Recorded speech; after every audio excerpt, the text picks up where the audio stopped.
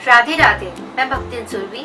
मेरे YouTube channel पे आप सभी भक्तों का स्वागत है। आप सभी भक्तों को मेरा दंडवत प्रणाम और बहुत बहुत आभार। 14 सितंबर 2020 को इंदिरा एकादशी है। आज के वीडियो में हम इंदिरा एकादशी की व्रत कथा श्रवण करेंगे। चलिए शुरू करते हैं। भगवान श्री कृष्ण युधिष्ठिर महाराज से कहते हैं, अगर कोई व्यक्ति पूर्ण श्रद्धा और भक्ति के साथ इंदिरा एकादशी का पालन करता है तो उसके जीवन से सारे पाप दूर हो जाते हैं और उसका कोई पूर्वज अगर अभी नरक में है तो उनको भी मुक्ति मिल जाता है। सत्य युग में महिष्मती नगर में इंद्रसेन नाम के एक राजा थे। वो बहुत ही शक्तिशाली और प्रसिद्ध थे। समस्त धर्म विधियों के अनुसार वो अपने राज्य का पालन किया करते थे। अपने गौरवशाली और धर्मपरायण राजा इंद्रसेन ने अपने प्रजाओं की इच्छाओं का ध्यान रखा, इसलिए वो सोना, अनाज, पुत्र और पौत्रों से समृद्ध थे। राजा इंद्रसेन भगवान श्री विष्णु के ऊपर समर्पित थे। वो हमेशा गोविंद गोविंद बोल के जप किया करते थे। इसी तरह से उन्होंने अपने आप को आध्यात्मिक जीवन के ऊपर और परम सत्य को जानने के प्रति समर्पित कर दिया। एक दिन राजा इंद्रसेन अपने राज्य सभा में बैठे थे। उस समय नारद मुनि स्वर्ग से उनके पास आते हैं। नारद मुनि का दर्शन करते ही राजा इंद्रसेन ने उनको दंडवत प्रणाम किया, उनको आसन प्रदान किया, उनका पूजा किया और उनका चरण धोया। उसके बाद नारद मुनि ने राजा इंद्रसेन से कहा कि मैं अभी यमलोक गया था। वहाँ पे मैं बहु पुण्यवान आपके पिता को देखा। कोई व्रत भंग होने के कारण वो अभी यमलोक में है।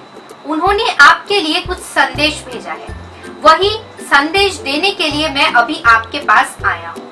फिर नारद मुनि राजा इंद्रसेन से कहते हैं कि आपके पिता ने मुझसे कहा, हे मुनिवर, मैं महिष्मती के राजा इंद्रसेन का पिता हूँ। उनको जाके आप कह देना कि मैंने बहुत पुण्य कर्म किया है पर फिर भी मुझे यमलोक में आना पड़ा है। इसलिए पाप निवारण पवित्र इंदिरा एकादशी का व्रत मेरा पुत्र पालन करे।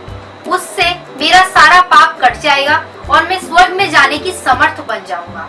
नारद मुनि राजा इंद्रसेन से कहते हैं कि आपके पिता का यही संदेश देने के लिए मैं आपके पास आया हूँ। उसके बाद राजा इंद्रसेन नारद मुनि से पूछते हैं, हे मुनिवर, कृपया आप मुझे मार्गदर्शन कराइए। किस महीने में या किस तिथि में या किस पक्ष में इस एकादशी का पालन करना है।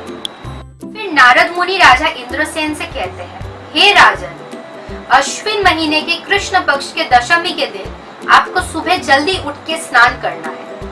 उसके बाद भगवान के लिए कोई भी सेवा करना है। उसके बाद दोपहर में फिर से स्नान करना है और अपने पितृपुरुष के उद्देश्य में भगवान से प्रार्थना करना है।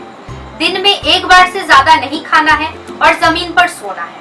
उसके बाद एकादशी के दिन सुबह जल्दी उठ के मुंह हाथ धो के भगवान से प्रार्थना करना है, हे पुंडरीकाक्ष, हे अच्युत, आप इस शरणागत पर कृपा कीजिए। उसके बाद पूर्ण श्रद्धा के साथ शालग्राम का पूजा करना है। उसके बाद द्वादशी के दिन सुबह उठ के पारण करने के बाद ब्राह्मण को भोजन कराना है और उसके बाद खुद महाप्रसाद लेना है और व्रत का जो फल है वो अपने पिता के उद्देश्य में अर्पण करना है। नारद मुनि के आदेश के अनुसार राजा इंद्रसेन अपने पुत्र, पौत्र और पूरे परिवार के साथ इंदिरा एकादशी के पवित्र व्रत का पालन करते हैं। उसके बाद देवलोक से पुष्प का बारिश होता है और राजा इंद्रसेन के पिता यमलोक से विष्णु लोक में गमन करते हैं। उसके बाद राजा इंद्रसेन अपने राज्य का भार अपने पुत्र को दे देते हैं और वो खुद भी विष्णु लोक में गमन करते हैं। भगवान श्री कृष्ण कहते हैं, अगर कोई भी व्यक्ति पवित्र इंदिरा एकादशी का व्रत कथा श्रवण करता है और पाठ करता है तो उसके जीवन से सारे पाप दूर हो जाते हैं और उसके पूर्वज अगर कोई भी नरक में है तो उनको भी मुक्ति मिल जाता है और अंत में वो विष्णु लोक को गमन करते हैं। तो यही थी कथा पवित्र पाप निवारण इंदिरा एकादशी का। तो अगर आपको ये वीडियो अच्छा लगा है तो वीडियो को लाइक कर देना और अगर आपने अभी तक मेरे चैनल को सब्सक्राइब नहीं किया है तो ऐसे और भी वीडियोस पाने के लिए मेरे चैनल को सब्सक्राइब कर देना। और आप सब अच्छे से रहिए, खुश रहिए। भगवान श्री कृष्ण और श्रीमती राधा रानी की कृपा आप पर हमेशा बनी रहे। राधे राधे।